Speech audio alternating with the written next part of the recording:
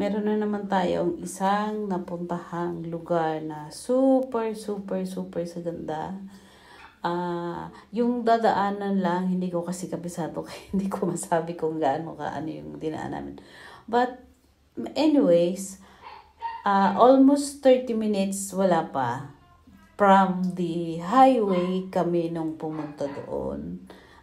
This is near or sa gawing Baras, Antipolo. Antipolo na rin kasi sila. Tapos, since first time ko pumunta dito at hindi ko ina-expect na makikita namin tong lugar na to. Ngayon lang kasi ako in-invite ng aking pamangkin. Matagal na pala ako ini-invite pero ngayon lang kami nagkataon na diretso doon sa kanilang place. Which is sa taas ng place nila, ito pala yun. Na napakagandang overlooking. By the way, dyan pala guys, alam niyo bang isa itong resort? Yung Gab Resort and Leisure Farm. Pwede kayo mag-overnight. Let's say kung gusto mag-stay ng mga ilang araw para ma-refresh kayo or yung lahat ng paligid, napapalibutan ito mismo nung na yan. Yang nakikita nyo sa yung resort niya ay nasa tuktok talaga. At iyang nakikita niya sa video na puro overlooking. Iyan yung nakapalibot sa resort. Pero doon sa resort, merong swimming pool. Since nasa taas nga, swimming pool ang ating possible na pwedeng maging isa sa mga amenities. Pero the best yung overlooking. Tapos, napansin ko meron din silang billiard.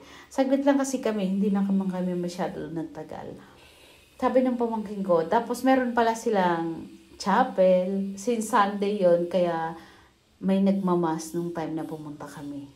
Medyo maingay nga ako eh. Tapos, meron silang billiard, may kainan din. Sabi nga ng pamangkin ko, isa daw yun sa mga talagang dinadayo doon. And mataas talaga siya.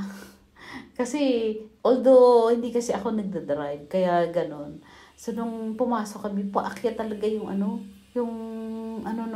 inuwa, nung sasakyan namin.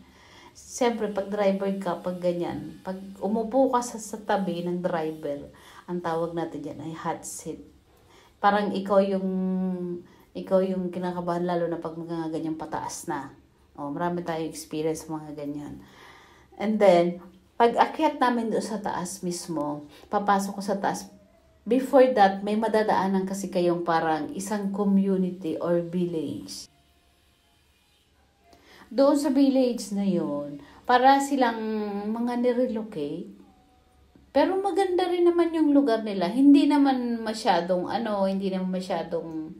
parang squattering ganon. Hindi naman. Para nga silang isang community. Isa silang village na mga nirelocate galing sa iba-ibang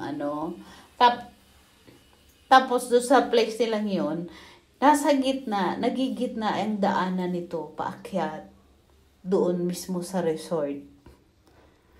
Kaya nadaanan din namin yung bahay nila, nabisita na rin namin. At the same time, nakabisit kami sa kanila and yun pala yung sinasabi sa akin ng nephew ko na napakagandang place doon. So sila, yung mga tao doon, libre na. Hindi na kailangang pumunta kung saan lugar para lang ma-relax. Dahil doon sa lugar nila mismo, meron doon sa taas, lalakarin mo lang.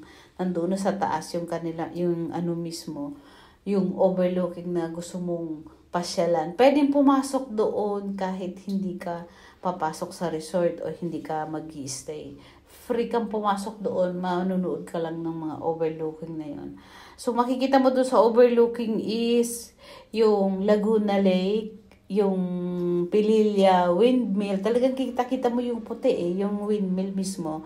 Makikita mo, tapos yung tuktok ng Sierra Madre, yung bandang ng Sierra Madre, kitang-kita mo talaga. Sayang nga, pero babalik kami doon for sure pag marunong na akong gumamit ng aking drone. Babalikan talaga namin yun kasi isa yun sa gusto ko mabalikan.